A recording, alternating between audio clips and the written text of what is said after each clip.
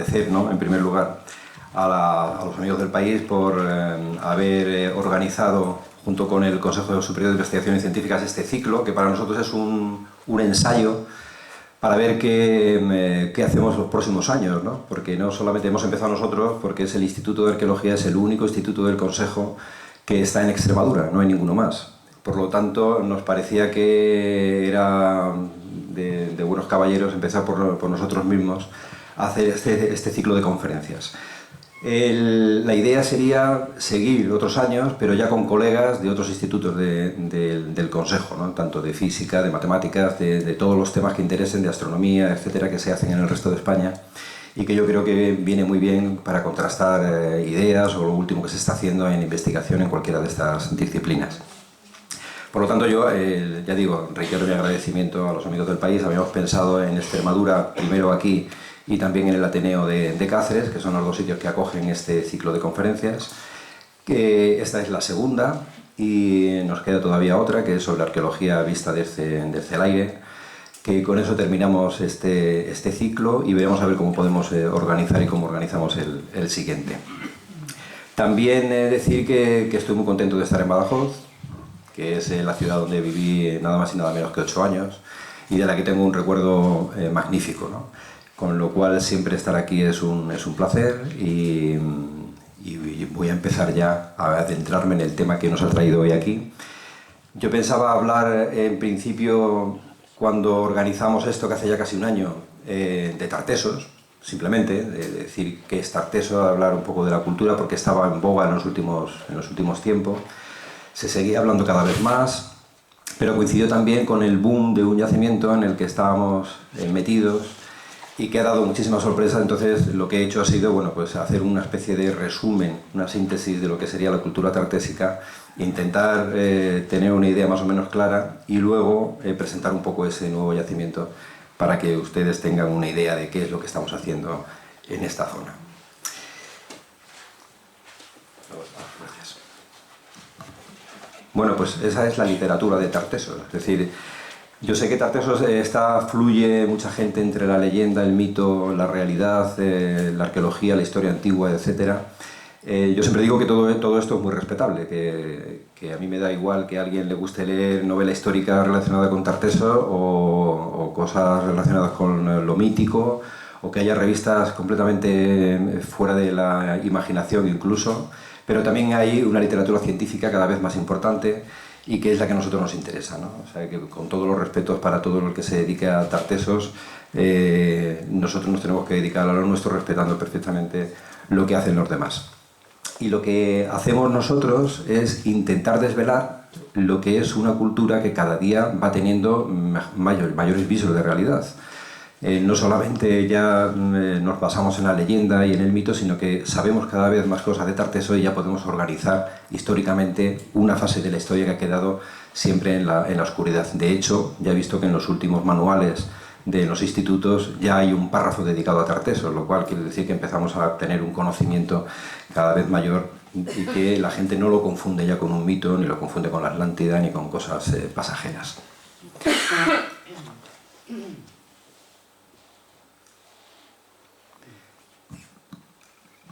Bien, hay 3 fases, vamos a decir, de lo que es Tartessos.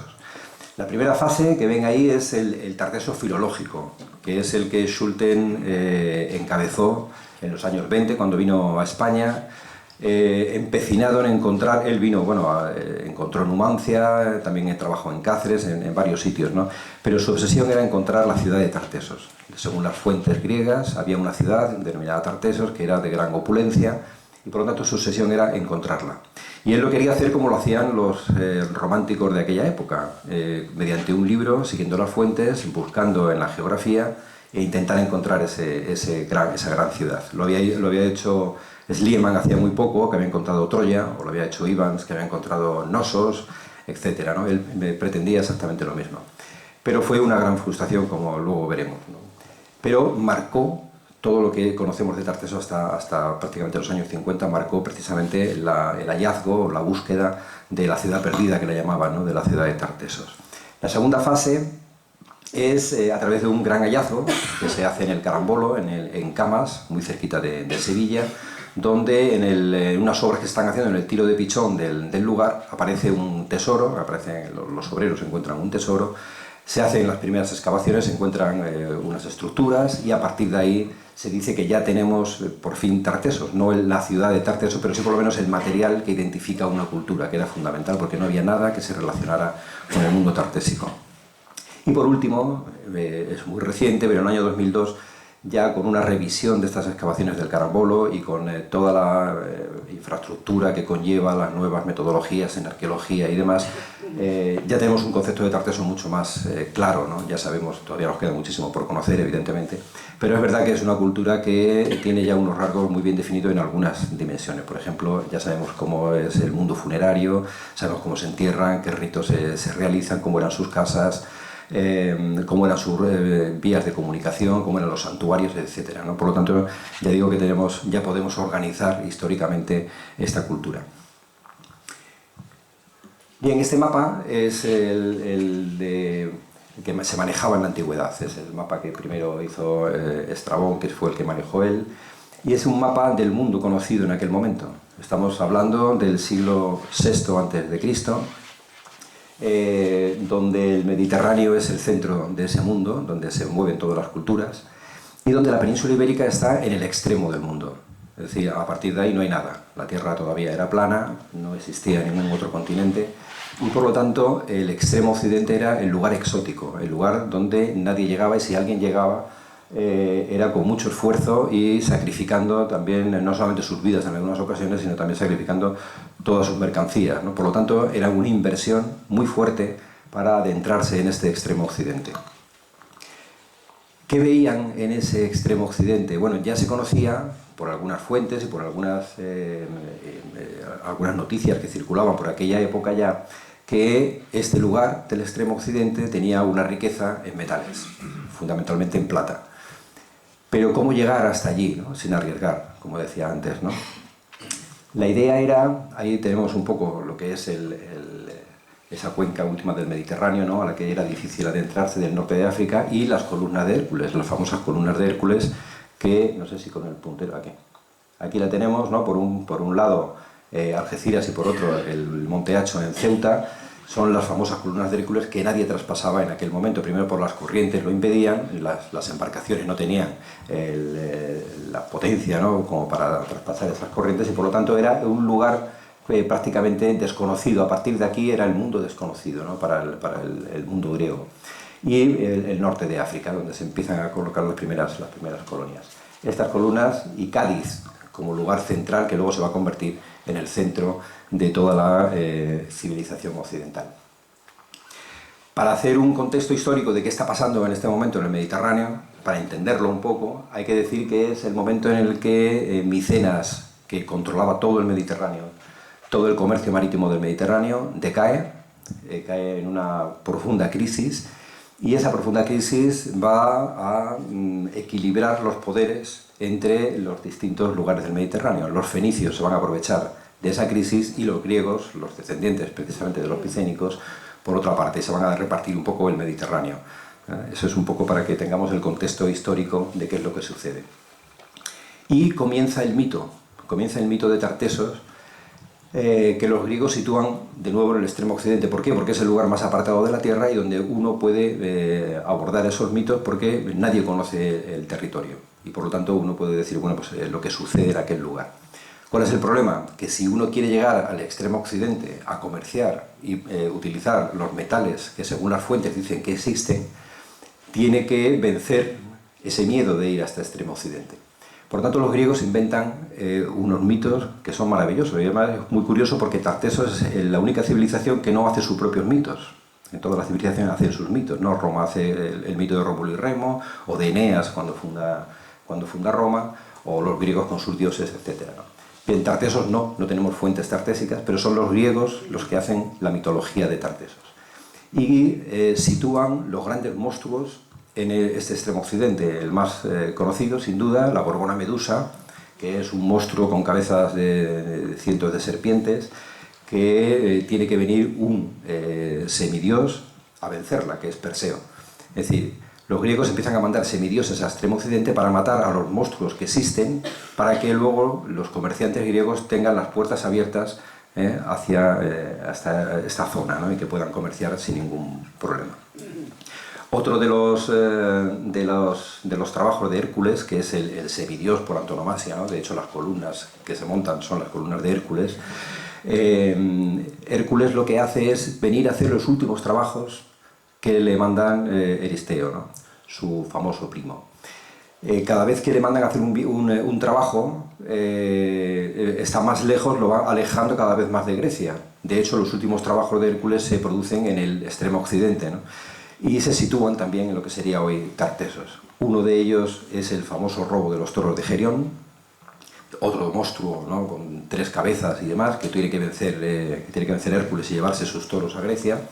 Y el Jardín de las Hespérides, que también se sitúa en el extremo occidente. Ahí vemos un cuadro, una representación de ese cuadro del Jardín de las Hespérides, donde estaban las manzanas de oro que daban la vida eterna, ¿no? Y que lo cuidaba un monstruo que también Hércules tiene que matar, para un dragón, ¿no? Que tiene que matar para dejar libre ese territorio. Y por último, de la leyenda, los Nostoi. Los Nostoi son los héroes de la guerra de Troya, que cuando vuelven, cuando termina la guerra de Troya y vuelven a sus casas, todos se pierden, tardan muchísimos años en volver. El caso más conocido es el de Odiseo, el de Ulises, que tarda 30 años en volver a su casa, ¿no? Y en esa vuelta, algunos recalan, o dicen las fuentes, que recalan en el extremo occidente, ¿no? Como un lugar de que un héroe puede llegar solamente hasta este lugar. Con todo esto lo que quiero decir es que los griegos están intentando montar un mito de un lugar que dejan expedito para que haya un comercio cada vez más fluido hacia el extremo occidente y enriquecerse con esas mercancías. Lo que pasa es que se les adelantaron otros, que fueron los fenicios. Los fenicios encontraron una ruta directa, sin inventar tantos mitos. Inventaron una ruta directa y colonizaron inmediatamente la península ibérica antes que los griegos. Por lo tanto, la primera colonización de la península ibérica lo hacen los fenicios, pero lo conocemos por las fuentes griegas.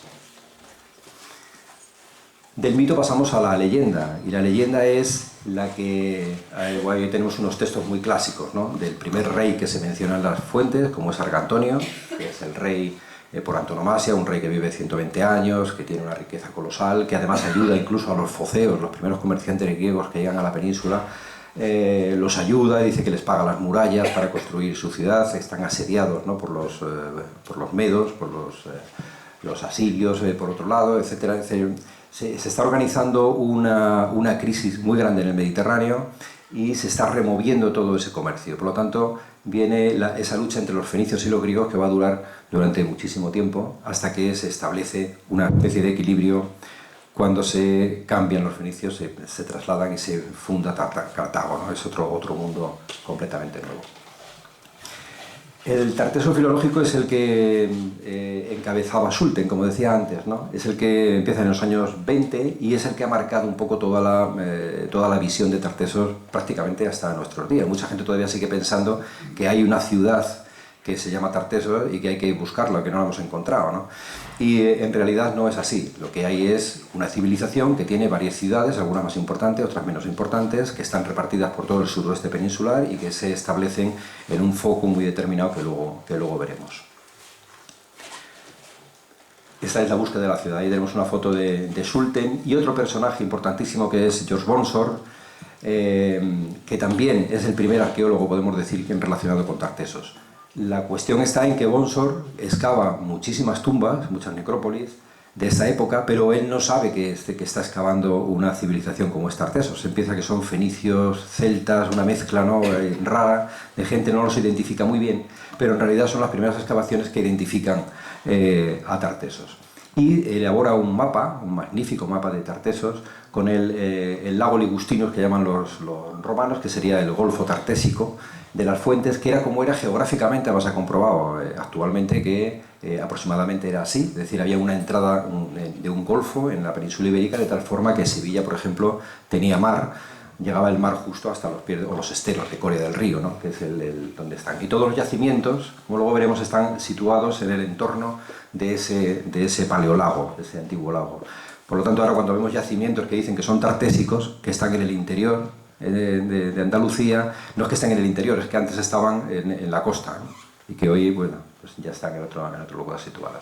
Estas son las excavaciones de Bonsor, que extrae elementos muy importantes. No solamente ya identifica cómo son las tumbas, cómo se entierra la gente en esa época, sino elementos que luego van a servir para identificar lo que es un yacimiento tartésico. Cuando alguien excava en un lugar y encuentra marfiles con esta iconografía, o encuentra estas urnas, que son las típicas, se llaman urnas tipo Cruz del Negro, ¿no?, que es la necrópolis que él excavó. Cuando aparecen con esas formas, quiere decir que pertenecen a una cultura tartésica, ¿no?, que es una de las formas más fácil de identificarlo. Bien, hay otro de los problemas con Blanco Frejeiro y García y Bellido, que son los que comienzan a hablar un poco de la arqueología tartésica y empiezan a identificar una serie de elementos como son los jarros, que es los jarros de bronce, que aparecen por todo el suroeste de la península ibérica e incluso se adentran hasta el Valle del Tajo, y que son otro de los elementos que identifican a Tartesos. Ellos tampoco lo denominan directamente como tartésico, pero sí fenicio púnico, algunos sí que le denominan como tartésico y tal. El caso es que entra en juego una palabra que es la de orientalizante, es decir, como no se identificaba todavía lo que era la cultura tartésica de una forma clara, orientalizante era todo lo que tenía un sabor oriental, pero que aparecía en la península ibérica. Sin embargo, la palabra orientalizante nosotros la restringimos ya exclusivamente a un estilo, es decir, un estilo artístico. ¿Cómo se hace un jarro? Bueno, pues tiene un estilo orientalizante, pero no puede ser una cultura como tal orientalizante, que también se ha establecido bastante y que todos somos culpables de ello, yo mismo, ¿no? Pero creo que poco a poco se va abandonando ese término para utilizar el de tartésico, que tiene una connotación además mucho más etnográfica que no. Ahí vemos uno de los jarros de Zarza de Alange, he puesto los jarros que están en el Museo de Badajoz y que se pueden ver cualquiera. O el famoso bocado del bronce Carriazo, que fue uno de los bronces que, bueno, empezó a delimitar lo que es el material típico de la cultura tartésica. Sobre la cultura científica que decía antes, bueno, hay muchísimo, ¿no? Y es curioso cómo ya se empieza a hablar del orientalizante en todas partes, algo que ya digo que últimamente se está cambiando por lo tartésico.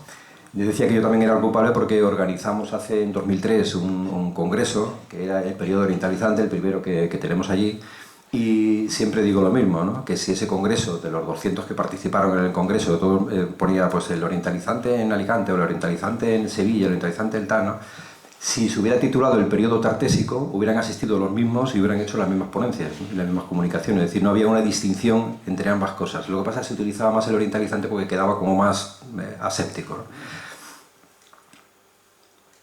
Por lo tanto, ahí está esa contradicción entre lo tartésico y lo orientalizante. Es el profesor Maluquer el año 58 cuando comienza con ese bronce Carriazo que veíamos antes a interpretar ya una cultura tartésica. Diríamos que sería la primera aproximación de la arqueología a Tartesos. Ya no es tanto la filología ni la historia antigua como la arqueología. Es el primer arqueólogo que entra a facilitar un poco el camino hacia esa arqueología. Y en el año 68, luego se publica un año más tarde, se reúnen en Jerez de la Frontera todos los especialistas en Tartesos, y ese es el punto de inflexión realmente de Tartesos. Es decir, a partir de ese momento no es la filología ni la historia antigua la que va a dominar sobre el conocimiento de Tartesos, sino la arqueología. ¿Por qué? Porque ya existían las excavaciones del Carambolo, ya había un material con el que se podía trabajar, ya se sabía qué cerámicas se utilizaban, qué bronces se utilizaban, cómo se enterraban. Es decir, había una serie de datos que permitía hablar ya de una cultura tartésica. Ahí vemos esos yacimientos que había alrededor, con la primera excavación, el hallazgo del Carambolo, del tesoro del Carambolo, que ya digo que fue ese punto de inflexión en el conocimiento de Tartesos. Ya se sabía que eran unas joyas y se empiezan a rescatar hallazgos que se habían hecho anteriormente y que estaban ahí un poco en el limbo, como el famoso tesoro de Aliseda, que es el más antiguo de todos, y que sin embargo cuando apareció la gente decía, bueno, pues es un tesoro fenicio que ha llegado, no sabemos cómo, hasta el Valle del Tajo, o casi el Valle del Tajo, y que sin embargo se explica hoy muy bien, ¿no?, en esas rutas que hay sur-norte desde Tartesos hacia la zona más septentrional. Y de las excavaciones del Carambolo empiezan a aparecer materiales que ya digo que son los que identifican precisamente a esa cultura. Cuando aparecen este tipo de cerámicas pintadas, ¿no?, con motivos geométricos, sabemos que estamos ante la cultura tartésica sin ningún género de dudas. Cerro Macareno, que es otro de los lugares muy cerca también de Sevilla, donde se empiezan a localizar cómo eran las ánforas que contenían los líquidos, aceite, vino, cereales y demás, ¿no?, de esta cultura. Ya se empieza a tener una tipología de cómo es la cultura. Y comienzan a aparecer los primeros santuarios, o el primer santuario, como es el de Carmona, con ahí vemos estos pisos, que no sé si, bueno, con cucharas de marfil, ahí están, ¿no? Esos pisos con una decoración muy oriental, de la flor de loto abierta y cerrada, ¿no?, la vida y la muerte, que se repite continuamente. Y ya digo, por eso siempre se utilizaba ese término de orientalizante, porque recordaba lo oriental, pero está hecho ya en el interior, por lo tanto es algo fundamentalmente tartésico. María Genovet, que es otro de los elementos claves, ¿no?, en la arqueología tartésica, que comienza a excavar en Setefilla, también al norte de la provincia de Sevilla. Como vemos, estamos siempre, cada vez que hablamos de Tartesos, el origen de Tartesos y el núcleo de Tartesos, estamos hablando siempre de Sevilla, Huelva, Cádiz, es ese núcleo donde se centra. Ella excava una necrópolis interesantísima, porque nos permite ver cómo era la disposición social de esta gente, ¿no?, por la disposición de las tumbas, cómo los personajes principales se entierran en el centro del túmulo y cómo luego el resto se van enterrando en el entorno, y cada vez más alejados los niños, las mujeres. Otro sitio fundamental es Huelva, que se forma también ese triángulo donde aparecen varias necrópolis, varios enterramientos. Huelva, el problema de Huelva es el mismo problema de Sevilla y el mismo problema de Cádiz. Es decir, que tienen encima la ciudad romana, la ciudad medieval, la ciudad moderna, y entonces es muy difícil que algún día podamos saber cómo era el urbanismo de estas ciudades en época tartésica. Es muy difícil. Por eso tenemos mucho más conocimiento casi de los lugares de campo, de los lugares rurales, que de los de ciudad, cuando sin embargo son las ciudades precisamente las que nos dan estos enterramientos tan ricos, que se supone que las ciudades tendrían también ese desarrollo. Ahí tenemos otro lugar, Tejada la Vieja, en Huelva, en Escacena del Campo, que es de las pocas estructuras urbanas que conocemos, porque está apartada de la ciudad de Huelva, donde aparece una de las murallas más antiguas tartésicas conocidas, del siglo VIII. O Mesas de Asta, que todo el mundo considera que debe ser una maravillosa ciudad tartésica, porque está situada en un lugar privilegiado, junto a lo que antes sería el Golfo Tartésico, y que, sin embargo, ahí ven la explanada, donde no se ve nada. Ha habido muchísimos intentos de hacer excavaciones en Mesas de Asta, ¿no?, por la potencialidad que tiene. Se hicieron algunas excavaciones en los años 30 y 40, incluso al principio de los 50, se han hecho, ya digo, prospecciones. Ahora se siguen haciendo con magnetismo para detectar estructuras. El problema está que Mesas de Asta es Asta Regia, es una ciudad romana muy importante. Sobre esa se construyó una ciudad medieval que también está enterrada, y bajo todo ello estaría la ciudad tartésica, con lo cual también es inviable, con los métodos que hay ahora y sobre todo con el dinero que tenemos, llegar a excavar un lugar de estos tan complicados. Coria del Río, otro de los santuarios que se excavaron al hacer las obras de un colegio público, y por lo tanto antes de hacer la cimentación se pudo excavar parte de lo que era ese santuario, donde apareció un altar en forma de piel de toro, que quiero que se queden con la forma, más que nada porque los altares de piel de toro es una de las características del mundo tartésico. Cuando vemos un santuario, un lugar de culto tartésico, la forma de piel de toro está siempre presente en ellos. Bien, esto es un poco resumiendo lo que es geográficamente cómo sería Tartesos en esta época.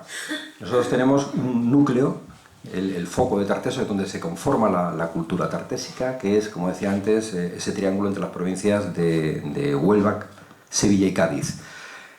Ahí es donde tenemos las necrópolis más antiguas, donde se desarrolla toda la cultura tartésica, que con el tiempo, y esto son hallazgos de los últimos años, de las últimas 2 décadas aproximadamente, se comienza a ver que una vez que se traslada, que se pueden traspasar las columnas de Hércules sin ningún problema, ya se empieza también a colonizar la zona de la costa de Portugal, y en Lisboa, una zona, la de Portugal, de la que nunca se hablaba en época tartésica, cada vez hay primero una fundación fenicia, ya conocida en la propia Lisboa, y en el entorno del estuario del Tajo aparecen cada vez más yacimientos que tienen relación con este mundo del que estamos hablando. Y por último, hay una zona cada vez más rica, que cada vez conocemos mejor, que además es rural, por lo tanto se conserva muy bien, se pueden excavar sin grandes problemas, que es la zona del Guadiana, que es donde en los últimos años están dando los hallazgos quizás más sorprendentes. Y el caso es que para ser la última zona, la zona más moderna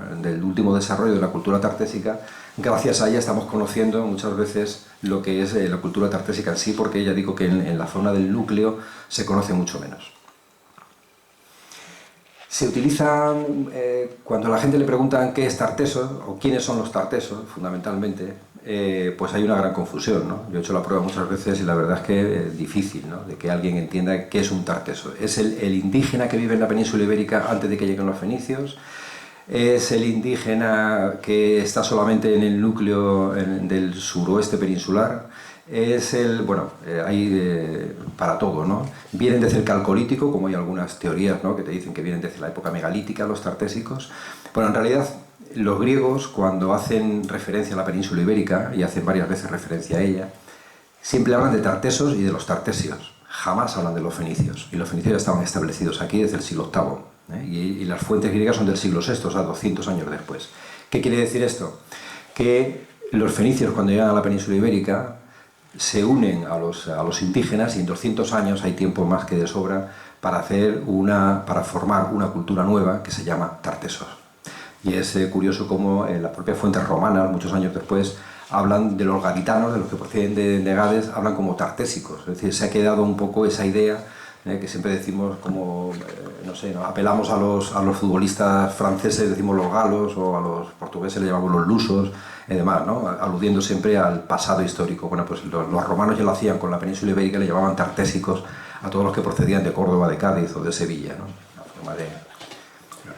Bien, el carambolo es el gran hallazgo del siglo XXI, termina las excavaciones prácticamente en el 2001, 2002, y esas primeras excavaciones donde apareció el tesoro, al retomarlas, lo que aparece es un gran santuario que es un poco la inspiración de todo lo que luego aparece en el resto de la península. Muchas veces, luego veremos de paso Cancho Romano, por ejemplo, ¿no?, que cuando aparece no había ninguna referencia, no se sabía que hacía un edificio de esa naturaleza en el interior, y sin embargo hoy sabemos que, bueno, que su referente estaba justamente en el núcleo tartésico, ¿no?, en Sevilla. Es decir, este es el primer santuario que se excava, se identifica, se ve la planta, es una planta en origen fenicia, que es la primera que vemos allí, y luego ya se empieza a hacer mucho más compleja, con materiales ya tanto fenicios como indígenas, que es lo que denominamos tartésico. Y por supuesto el templo de Melcar en Cádiz, ¿no?, que era un poco el referente. Ya saben que incluso Julio César visitó el templo de Melcar, ¿no?, o el templo de Hércules, que era el referente del lugar donde los fenicios siempre cuando llegan a un sitio no se adentran, no colonizan directamente, sino que primero tantean, se asientan alejados. Por eso Cádiz es un sitio ideal, porque es como una isla todavía alejada de la zona peninsular, y el santuario de Melcar es el referente que tienen todas las fuentes, hasta, ya digo, época romana, que empieza a decaer y desaparece con el tiempo. Pero esos son los dioses que luego se van a incorporar al mundo, a la cultura tartésica. De nuevo el carambolo, con las excavaciones y los hallazgos, ¿no?, de esta cerámica, como la cerámica tipo carambolo que ya veíamos antes, estas decoradas, un barco que también es muy significativo, ¿no?, porque estos lugares, como decíamos, están en la costa, justo en el lado de costa, y son lugares que sirven, son santuarios que sirven también como de guía al marinero, ¿no?, y al comerciante. Y esta es una reconstrucción de lo que sería el santuario. Aquí tenemos, lamentablemente está abandonado, y menos mal que lo acaban de hacer el PIC en la Junta de Andalucía, pero es un sitio que, para ser el referente de la cultura andaluza, ¿no?, el origen de todo lo andaluz, que es lo tartésico, está dejado de la mano de Dios, ¿no? Pero bueno, esto es una reconstrucción de ese gran santuario, que ya digo que va a ser un poco el referente de todas las construcciones que se hagan posteriormente. De la religión sabemos poco. Sabemos poco porque suele ser una religión que esto lo heredan de los fenicios, que eran prácticamente anicónicos, no tenían representaciones de dioses, salvo muy escasas ocasiones. Por lo tanto, los hallazgos constructivos de referencia, se hacen referencia siempre son los santuarios, lugares de culto donde la gente va no solamente a rezar, sino que tiene otro tipo de connotaciones. lo que conocemos de los dioses tartésicos es, ya digo, la herencia de lo fenicio. Por lo tanto, Baal, que es el dios de la Biblia, el dios que se enfrenta siempre a Yahvé, ¿no? La contraparte, y su mujer o su paredro, que es Astarte. Esos son los dos dioses que luego van a permanecer en el mundo tartésico, y de hecho hay muchísimas representaciones de Baal y Astarte, bien a través de esculturillas de este tipo, o bien a través de elementos como esa piel de toro extendida, que es la representación de Baal, ¿no? O las palomas que aparecen en muchísimos sitios, que es la representación de Astarte. Y de aquí lo más significativo es lo de cuando hablamos de santuario. Lo digo porque ha habido mucha polémica cuando se hablaba de Canchorroano, por ejemplo, que el profesor Maluquer definió en un principio como santuario. Nosotros hablamos de palacio santuario, gente que habla solamente de palacio y demás. En realidad, un santuario en la antigüedad, yo creo que la palabra santuario está más que bien puesta, ¿no? Porque el santuario en la antigüedad no es el lugar como hoy lo entendemos. Muchas veces nosotros no trasladamos nuestra mentalidad a la antigüedad, sino que lo vemos tal y como vivimos en el mundo contemporáneo, ¿no? Un santuario no es un sitio donde se hace una romería simplemente o se va a rezar a una virgen, sino que en la antigüedad el santuario es el lugar donde también se comercia, es el lugar donde los dioses lo que hacen es sentenciar el intercambio comercial, es como un lugar neutral. Por lo tanto, un santuario es un lugar donde se ofrece, además vivían justo del diezmo que dejan los comerciantes. Cuando uno comercia, obtiene un beneficio de 100 y deja 10 al santuario, que es de lo que vive el santuario, de lo que crece y de lo que se desarrolla. Con esa idea de centro comercial y de lugar de intercambio, como centro religioso, evidentemente, es como tenemos que entender un santuario, no como otra cosa. Estos son los altares en forma de piel de toro que aparecen en varios lugares, como por ejemplo en Canchorroano, en el que habíamos visto antes de Coria del Río, el propio tesoro del carambolo, los pectorales del tesoro, ¿no? Que tienen esa forma incluso, como ven, de las pezuñas, ¿no? del toro. Otros tienen incluso el cuello como en el altar de aquí, de Coria del Río. Es decir, esa representación de la piel de toro es recurrente y aparece en todos los edificios de esta naturaleza. O las conchas, que también aparecen en este tipo de edificios tan significativos. El empedrado enconchado de los santuarios, ¿no? De las entradas de los santuarios, un lugar que son los témenos o los pasillos sagrados por donde se hacen las procesiones, donde no se puede pisar y que se utilizan en este tipo de conchas. Y esta es la fórmula, vuelvo con la misma fórmula para que nos quedemos un poco con la idea, ¿no? Definición más indígena es igual a tarteso. Es una definición que no es caprichosa, sino que en un congreso que se hizo en Huelva sobre tartesos, el Emporio del Metal, todos los asistentes, todos los ponentes quedaron en una especie de intente cordiale para primero llamar, porque eso es otra de las cosas, la gente llama tarteso, como pueden ver aquí, tartesos con una S o tartesos con dos S. Bien, el tartesos se utiliza sobre todo porque es el nombre griego y se utiliza pues para publicaciones en el extranjero, para que la gente entienda de qué cultura estamos hablando, pero si está castellanizada o españolizada, como quieran utilizar la palabra, sería tarteso. Por eso se quedó en utilizar el tarteso un poco más general para que nos entendiéramos todos. Y una especie de definición de esas comunidades yuxtapuestas o híbridas entre los fenicios y los indígenas, que son los que conforman la cultura tartésica. De nuevo el núcleo. ¿Y qué pasó en el núcleo tartésico? ¿No? Hay una gran crisis en el siglo VI a.C., una enorme crisis de la que todavía no sabemos unas causas, se han hecho muchísimas especulaciones sobre las mismas. El caso es que decae completamente la cultura tartésica, desaparece de la zona nuclear, de la zona de Huelva, de Cádiz y de Sevilla, y todo se traslada hacia el Guadiana. Es decir, todo se traslada, no es que desaparezca toda la población del Guadalquivir, sino que la cultura se desvanece completamente y sin embargo resurge con muchísima fuerza en el Valle del Guadiana. No sabemos, ya digo, las causas todavía de por qué son. Es verdad que en el Mediterráneo se están dando una lucha feroz entre los púnicos y los griegos por controlar el mercado del Mediterráneo. De hecho, los griegos se quedan con el norte de la península ibérica, de Ampurias hacia toda la zona levantina, mientras que los púnicos se quedan con la zona del sur, ¿no? Y esa especie de conflicto de intereses es la que va a hacer que decaiga Tartesos, que se sitúa en la zona atlántica, y por lo tanto todo vira ahora hacia el Mediterráneo. Eso puede ser una de las causas. Otra, que el metal que se extrae de las zonas de las minas de Narcoyer, fundamentalmente, de Río Tinto también, ya no son tan necesarios porque se han encontrado metales en otras islas como Cerdeña y Sicilia, que están mucho más cerca del Mediterráneo, y a lo mejor ya no hay que hacer esa explotación tan alejada, ¿no?, del mundo comercial que ahora mismo se mueve. Y Hay otras como bueno, la batalla de Alía entre los griegos y los púnicos, que también bueno, genera muchísimos conflictos, como la fundación, la propia fundación de Cartago y el nacimiento del mundo púnico, y que va a ser un conflicto en el Mediterráneo continuo, o sea, continuo, hasta que los griegos pierden luego con los romanos, y los romanos se enfrentan con los púnicos, que siguen luchando por esa zona del Mediterráneo hasta que Roma se hace ya con el poder de todo el Mediterráneo. Pero mientras tanto siempre ha habido esa lucha de interés comercial por el Mediterráneo. Pero últimamente también se está ahondando en otra idea, que es la propia catástrofe natural. Es decir, se pudo producir alguna catástrofe natural, y esto ya no es una investigación de los arqueólogos, sino de los geólogos fundamentalmente, ¿no? Que están viendo, se están haciendo sondeos de todo tipo por toda la costa de Huelva y de Cádiz, y lo que están haciendo es detectar movimiento de placas en la península ibérica, en el sur de la península ibérica, que pudieron ser producidas por un gran terremoto que sería muy similar al que ocurrió luego en el siglo XVII en Lisboa. Tendría una misma dimensión y que afectó y que afectaría a toda la costa, y por lo tanto no un tsunami, que es lo que ellos proponen, ¿no? Y además lo proponen varias escuelas, tanto la Escuela de Geomorfología de Cádiz como la de Huelva.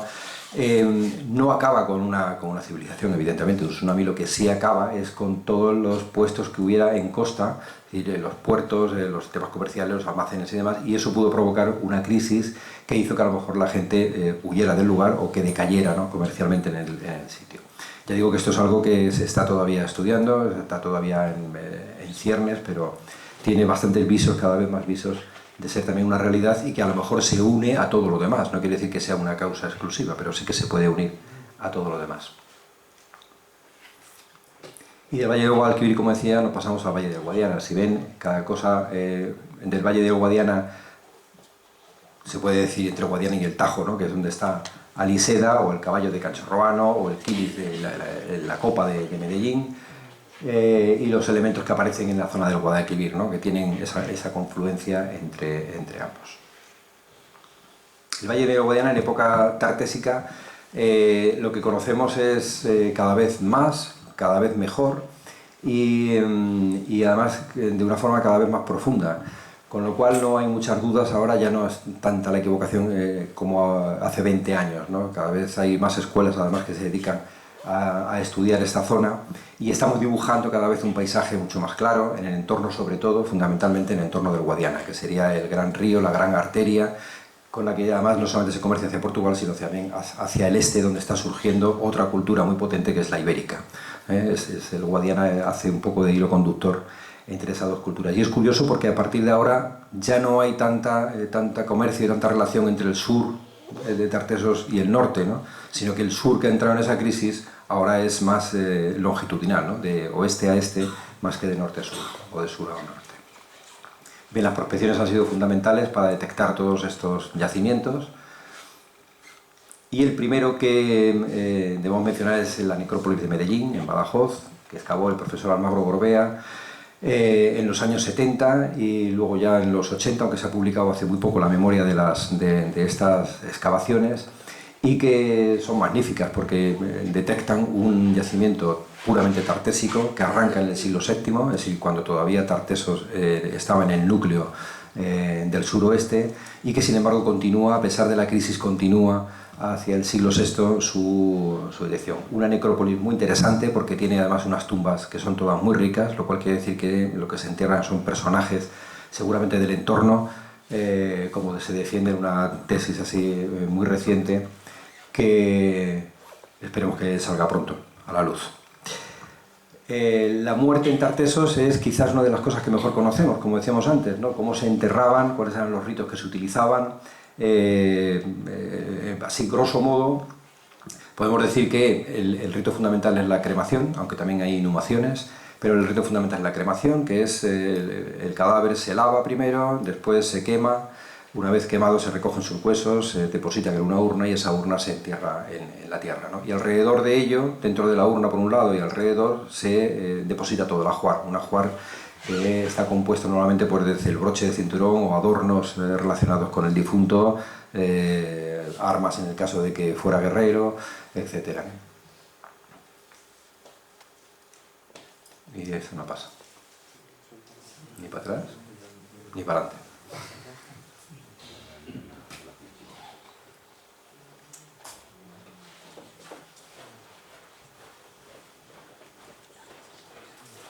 se queda estancado. Bueno, mientras se arregla el problema,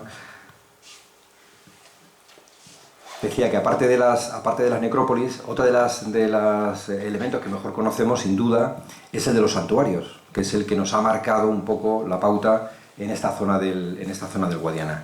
Después de las excavaciones de Medellín, coincidiendo prácticamente en el tiempo, se halló el yacimiento de Canchorroano, que quizás marcó también un antes y un después en lo que era la interpretación de la cultura tartésica. El yacimiento de Canchorroano que se comenzó a excavar en el año 78, el año que viene hará sus 40 años, y en el que fue toda una sorpresa, porque fue, como decía antes, encontrar un edificio que parecía más lógico que hubiera aparecido en el núcleo de Tartesos que no tan alejado de este núcleo, ¿no?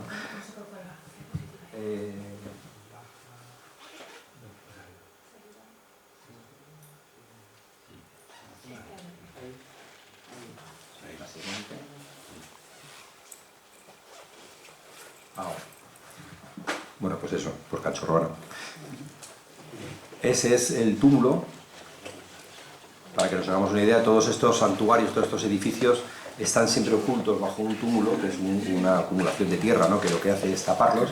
Ese era el aspecto que tenía el de Canchorroano. El dueño de la finca ya había arado esta parte y por lo tanto empezaron a aparecer esos restos, que son los que se denunciaron para comenzar las excavaciones.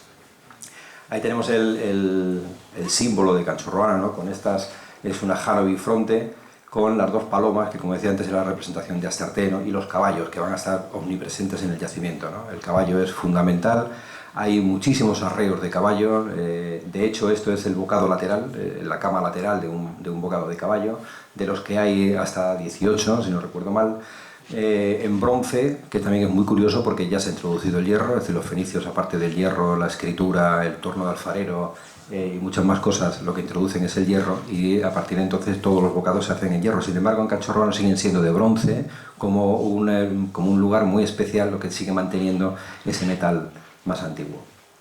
Esta es la primera planta que publica Maluquer del edificio, o el corte estratigráfico que hace, y la primera reproducción de cómo sería, de cómo él creía que podía ser el santuario. Bueno, con el paso del tiempo, este es el resumen, ¿no?, para no entrar más en más valoraciones del yacimiento, que yo creo que es bastante conocido por toda la gente, por lo menos, que se dedica a este mundo, ¿no?, que es un yacimiento impresionante por su estructura, por su simetría, ¿no?, por la conservación que mantienen todavía sus muros.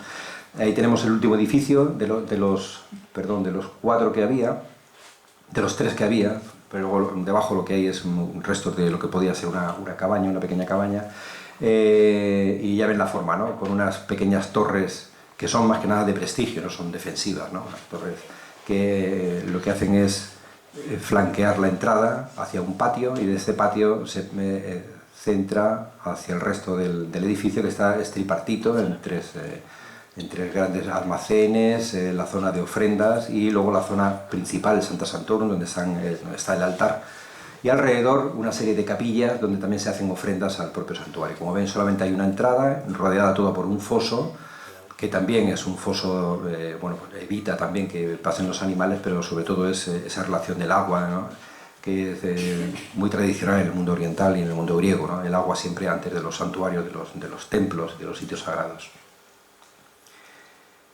Aquí tenemos el último edificio, o el primer edificio, el más antiguo de todos, que está justo, se construye cuando todavía el foco tartésico está funcionando. Es decir, que ya el Guadiana tiene su importancia. No quiere decir que después de la crisis de Tartesos se vinieran todos al Guadiana, sino que el Guadiana ya estaba poblado, lo que pasa que resurge a partir de ese momento, ¿no?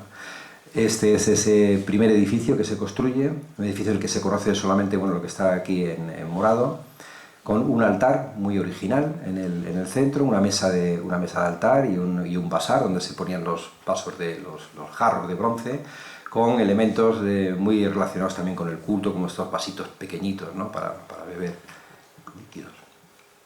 El segundo edificio, que lo más característico que tiene, ya es muy grande, ya es un edificio mucho más grande, mucho más articulado, ya tiene foso, aunque aquí no está representado, pero tiene un foso aquí, el primer foso, y luego tiene en el centro, justo encima en el eje de donde estaba el altar anterior, un altar en forma de piel de toro extendida. Aquí había otro también cortado, y que ya nos pone en relación con ese tradicional mundo tartésico.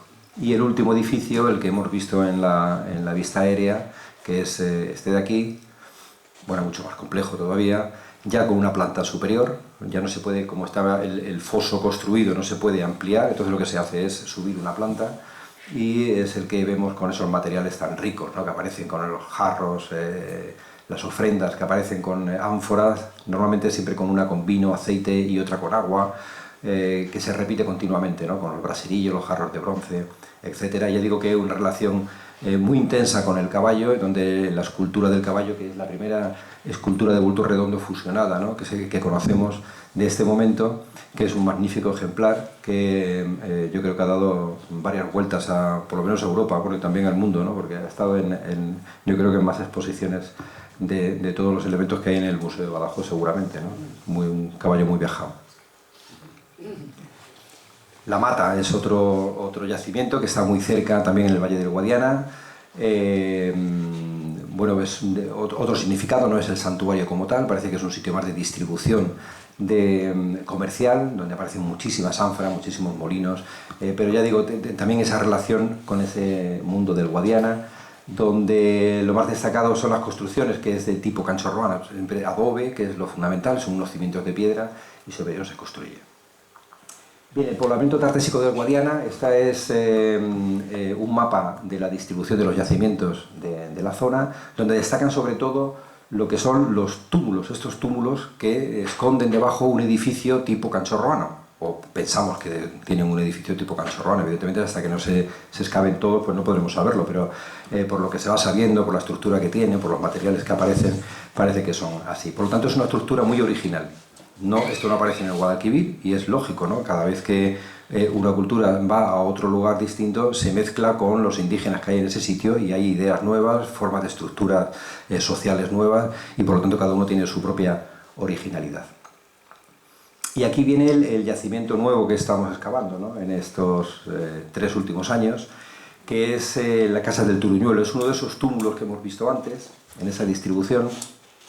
Se escogió, dentro de las prospecciones que se hizo para una tesis doctoral, se escogió este túmulo porque no era solamente porque fuera el más grande, sino porque también se conservaba mejor. El resto de los túmulos están o bien cortados por los canales, las canalizaciones de pues el canal de Montijo corta uno que hay al lado de Mérida, o otros canales cortan otros túmulos, no están ninguno prácticamente entero, ¿no? Este es el que conservaba mejor toda su estructura y por eso se escogió, ¿no? Está en este lugar, es decir, es, como ven, totalmente antropizado, es decir, el hombre ha hecho, esto es el plan Badajoz de los años 50, por lo tanto, no sabemos si había poblados alrededor, aldeas, chozas, no tenemos ni idea porque desapareció todo, ¿no?, con la explanación del terreno para hacer fundamentalmente arrozales en el sitio, mucho maíz también, tomates, que es la industria básica de esta zona, ¿no? Estamos en el término municipal de Guareña, con el Guadiana muy cerquita y con el Ortigas también bastante cerca, y el Búrdalo, que son los ríos que desembocan en el lugar. Por lo tanto, el hecho de que fuera un gran túmulo y que las máquinas en los años 50 no tuvieran la potencia a la que tienen hoy, bueno, pues se dejó ahí como una especie de testigo. Se cultivó solamente con garbanzos en la zona superior, con unas gallinas, y ahí se ha quedado, se ha mantenido hasta nuestros días. Esta es una distribución de esos túmulos y cómo... ahí está la Casa del Turuñuelo, como están otros túmulos cerca también, ¿no?, para ver esa relación que hay entre los propios túmulos y el sistema comercial que existía en la época. Ahí tenemos los otros turuñuelos, como ven todos se llaman Turuñuelo, o casi todos se llaman Turuñuelo. El propio Canchorroano, Canchorroano es la finca, una gran finca que hay en Zalamea de la Serena, pero el lugar donde aparece el santuario se llama La Torruca, que también deriva del Turuñuelo, ¿no?, es la misma etimología de la palabra, que son esas elevaciones de tierra artificial que esconden debajo algo.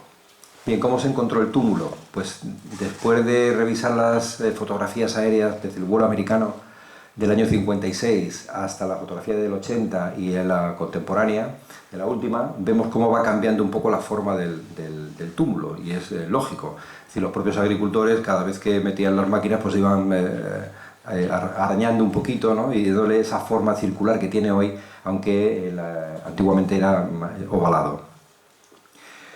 Lo primero que se hizo, ahí tenemos la situación del túmulo en la explanada, lo primero que se hizo fue unos sondeos alrededor, que lo vamos a ver en la siguiente, creo, sí, con los perfiles, es decir, no intentamos hacer la excavación directamente hasta que no tuviéramos la seguridad de que existía o que había una potencialidad grande para hacer una inversión de estas características, ¿no? Lo primero que se hizo, por lo tanto, fue trabajar sobre los perfiles del túmulo, aquí y aquí, y luego hacer inmediatamente después un sondeo en el centro.